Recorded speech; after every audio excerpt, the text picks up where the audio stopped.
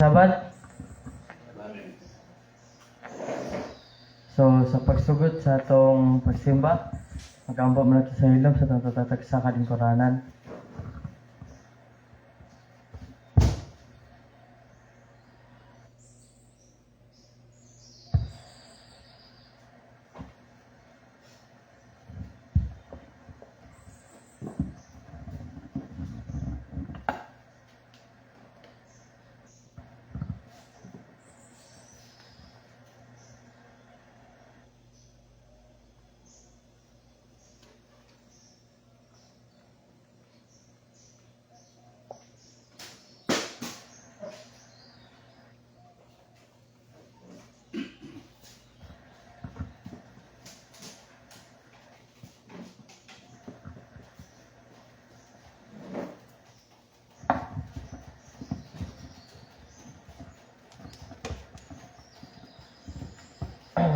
Sa manindog kita, sa itong pasayo ng awit. Sabado adlong balaan. Mga Sabado adlaw balaan. Tayo na 86. Sabado adlong balaan, ipagkamahal sa Diyos, timaan sa magbubuhat, mauman si Jehova. Langit yuta o ang dagat, ibuhat sa Ginoo.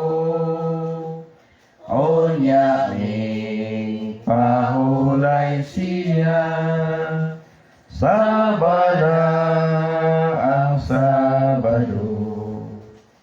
Sabada aniyang adlaw, dili magbuhat ikaw, mauyad lang iglilihi sa pagsimba sa tong Diyos. Anak mo og sulugoon, o ang imong hayupan, sa tibok niyang adlaw, pahulay kitang tanan. Mauman o sabtimaan, nga maong Jehova, magabalaan ka nato, dinhinining iyong taan. Ang matuod niyang iglesia, magabantay sa tanan, manasugo sa Ginoo, balaan silang tanan. Magapabiling kita sa pagtindog, sa matang ato pagkapataningugan na ng pulo ka mga sugo, nga pagbasahon ni Brother Luloy, ug pag-ampuan niya kini pagkahuman.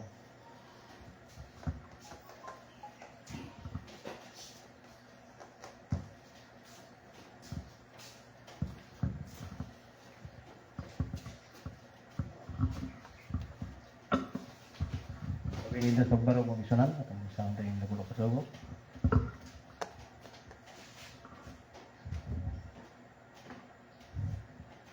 Exodo 20, verse 3, nag-iyon dere. Dili ka magbaton og lain nga mga Dios sa tubangan ko.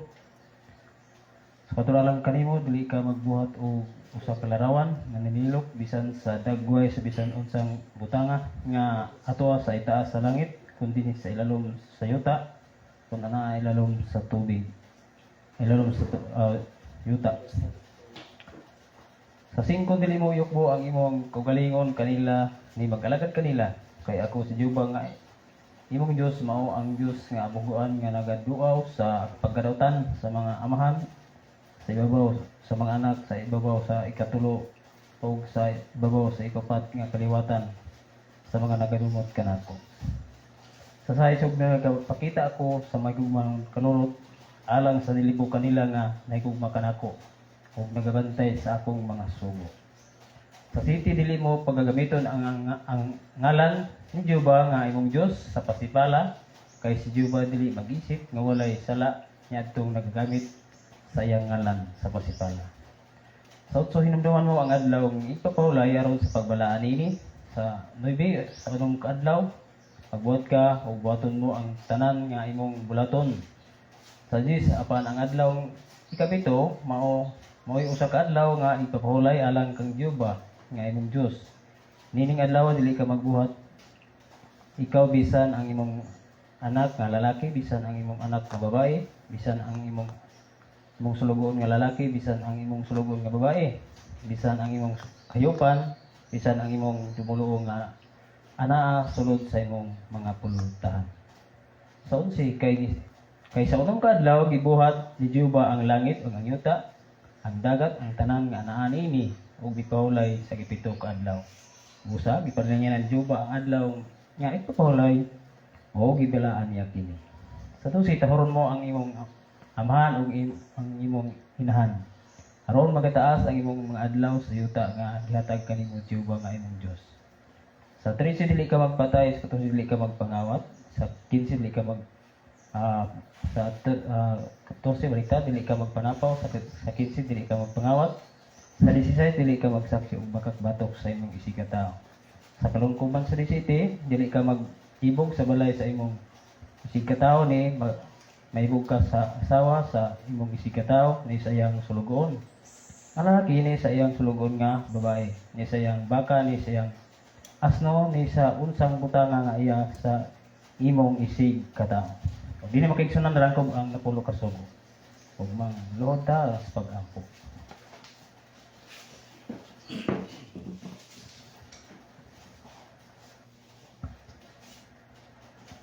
Adalay ko namang Diyos Amahan ang ikaw sa kitasan sa tuwas sa mga langit. Ikaw ang nagtigya sa tanang mga butang. Tinugdan ikaw sa matagusan na mo kagiluman ng kinabiyaman. Salamat o nasalam Diyos sa iyong pagkamayo, sa iyong makanunayon ng pagbantay mo ka na mo, ikan sa tibok. Simana, sa tanan namang mga gimboton, sa matagusan ng pagkinawiman, ikaw nagkapisirban. Hangtod ning adlaw ng papahulay, nga kami nakahimo na sab sa pagtigom, aron sa pagsimba, sa pagpasinog diya kanimo, ingon nga ikaw ang tagiyaw tinugdan sa matagusan kag kinabuhi nga ikaw ang mong pagasimbahan ng adlaw nga balaan. Salamat naman sa imong gugma, sa imong kanayon nga pagbantay mo kanimo sa grasya ug kusog nga among nadawat ning taknaan kabuntago ning adlaw nga balaan. Ug aman sa antang kami magapadayon sa among pagdaig pagsimba di kanimo among ipangayod kanimo Dios ang matag usa ka alam. Adi mga pulong karon among paganasaluhan man pinagi pagdala ni Pastor Dimir. Nga imong alagad Dios nga ikaw sa hatag kaniya sa dugang kaalam. Adi ng mga pulong nga diha pagadalon kini tinaw na mong mabatnan o kini makatag na mo dugang giya sa mong kinabuhi sa antang kami nagkakinabuhi ng kalibutan. Salamat ni Mahal sa mga pagkamayo. Kung gipangayo kanimo ang imong hinusang panalangin sa tanang mga kaigsunan sa pastoran mga dapit nga nagasimba ning adlaw nga balaan sa mga church ug naman. Salamat sa imong pagkamayo ug pagpasaylo kay imong sala ug among ginabalik ang imong himaya. Pinagi sa ngalan sa Diyos sa Malaysia sa lipan. Amen. Amen.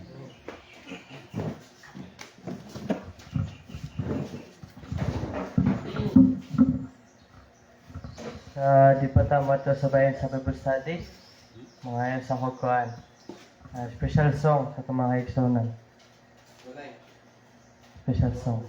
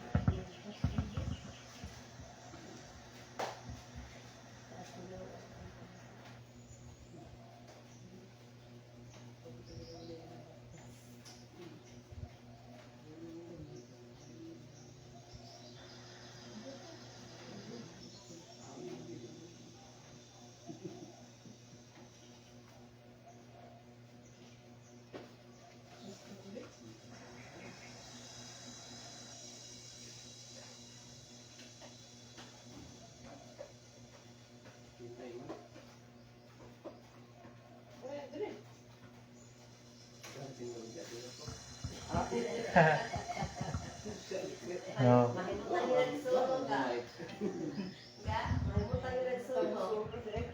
Sa di pa matag special song sa tigagatas na napakpakan.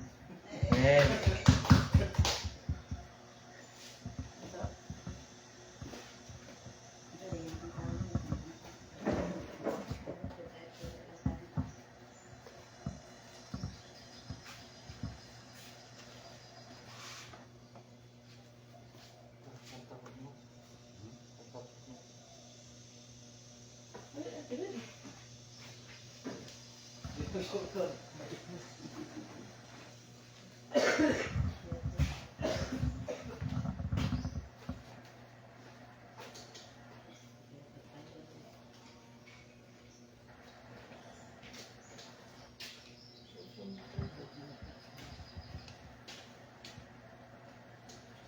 Bluetooth mode.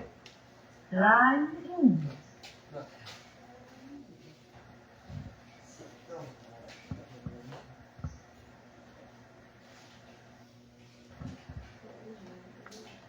Bluetooth mode. Line in.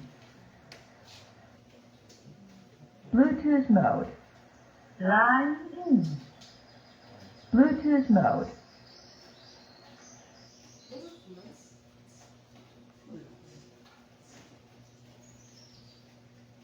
The Bluetooth device is connected successfully.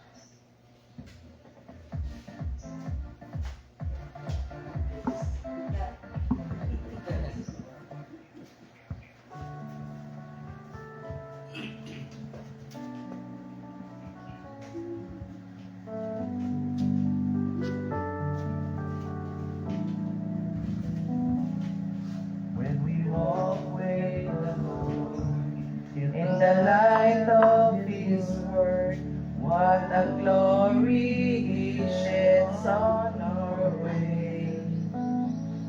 While we do His good will, He abides with us still, and with all who will trust and obey. Trust and obey, for there's no other way to be happy in Jesus but to trust and obey.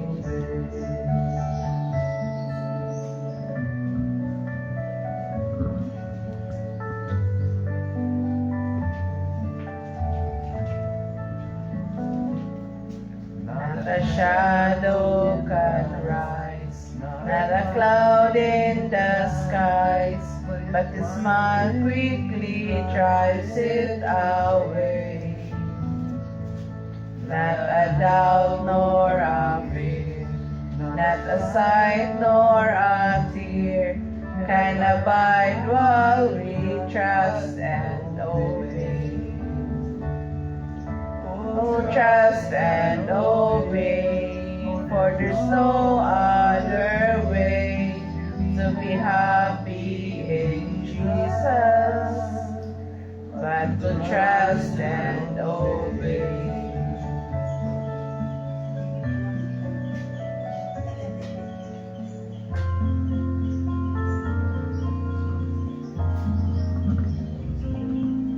Then in fellowship sweet, we will sit at His feet, or we walk by His side in the way. What He says we will do, where He sends we will go. Never fear, only trust and obey.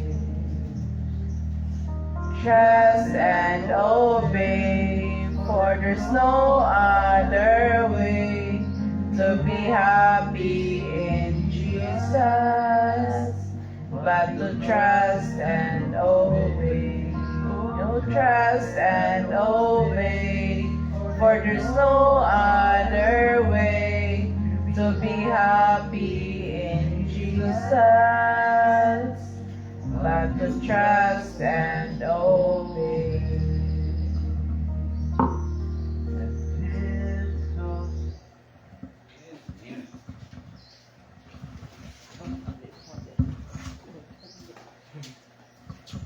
Men, natawag kayo ang awit. Naghihalat nila The Bluetooth device is ready to pair. itong buong Diyos eh.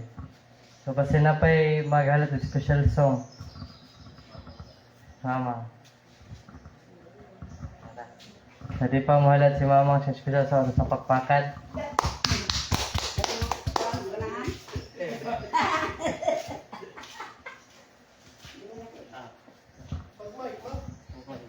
Basilia bagko. Let this thing. Shake a boy a hay, the burden.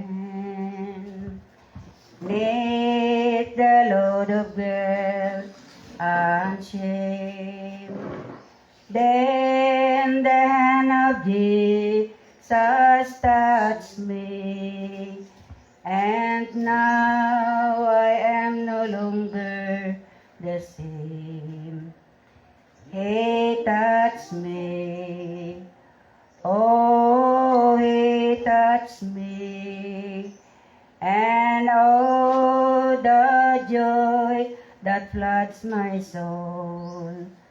Something happened, and now I know Jesus touched me and made me whole. Since I met this blessed Savior, since He cleansed and made me whole, I will never cease to praise Him. I'll shout it while eternity rolls. He touched me. Oh, He touched me. And oh, the joy that floods my soul. Something happened, and now I know He touched me and made me whole.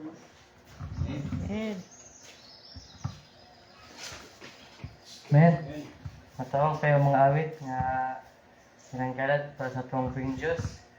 So, ito mga special song, no? O kang sunod nga bahin, mga pagpadasig, na itong kaningatag kang Badluloy. Sa iyang pagpadasig.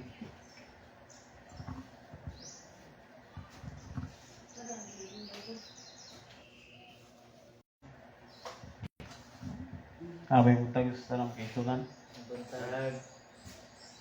So, sana nalago na itong buong Diyos. Himo ya punta karon sa pag tigong, sa pagday kaniya. Ang mga palaan. Kung natong simana, paano yung daghanta dito mata sa Aurora. Unang makikso na fellowship ni ikaw yun kini. Adi pa itag ako nga makakita tas makiksunan labi na kamigsunan bitaw nga ng lagyo ng mga lugar. Oo. Kaya yung fellowship nga na. Diyan ato makakita-kita. Una nga masinod yun nga na yung mga fellowship. Unang madasig dito makiksunan. Makadungog po tag mga sa klase ng mga testimony, mga madasig. So makiksunan naman nga Prustanan, nalipay tagdako nga ang Diyos. Kanunay na sa itong kinabuhi. Na mo yung giya ka na to, nagadasig ka na to. Oo. Bisan pa sa itong panahon karon. Nagito sa kitawag nga kini kalisod nga kini part sa itong Pinanglanon sa gina siya. Rato yung panginin ka mo dan. Basta lang sa Ginoo makapadayon kita laho tayo ta. Kaya maro gyud atong tumungtuyo. Ano kigsunan nga dalay ko ng Dios. Sa gyapon kita himol usab karon takna ning kabuntagon, adlaw nga balaan. Bisan sa ato karon nga pagsugod, dutay lang ta. Pero pasalamat ta sa Ginoo. Kaya sigabot ato makigsunan. Sunod karon makaambit ato sa tubog simba karon makigsunan ning adlaw nga balaan. Lunos na no nga nagaingon ang Ginoo kanang yung ang context sa nga kanunay gyud nga kuan ako gipambit ba kanang Hebranon ingong gyud kanunay diha nga atong itutok gyud ang atong pagtuo diha kang Kristo. Siya gyud atong tutukan makigsunan kay siya gyud atong bugtong paglaom. Oh, makadaog ta makadawata sa atong ganti sa atong pagmalagad kinagis pagtutok sa atong galagaran. Una nga siya gyud atong tutukan. Labi na ni mga panahon karon nga kuna gitawag subsob na kayo ang kon ba kinang impact na kayo ang kon dito sa kalibutanon nga kalihukan. Una nga ang ato gyud tutok gyud kang Kristo. Oh. Nang Mateo 24:13 ang mula sa katapusan mga maluwas. Ano gyud ang pinaka-importante karon nga panahon. Sa unsa pa nato og kanang kon ba kanang imagine gyud nato ang Biblia kanunay gyud nagpadasig nato. Padayon gyud ta. Lahotay lang ta. Kay mao gyud nato bugtong paglaom. Napayon to sa Ginoo. Balang Espiritu Santo. Na mo yung magagiyan nato, magaligod ka nato. Sana sa atong kinabuhi karon nga ata sa gitawag na nakigbugno ta sa gitawag kini saman kinibang panahon bitaw sa gigukod ta sa kakrisis ana o sana siya o mo nagalutos nato una o kay ang ikaduhang lutos nato kanang panahon na nga dakpo na pud ta. Oo, kanang itaralo na ta o sa diha atong padulungan.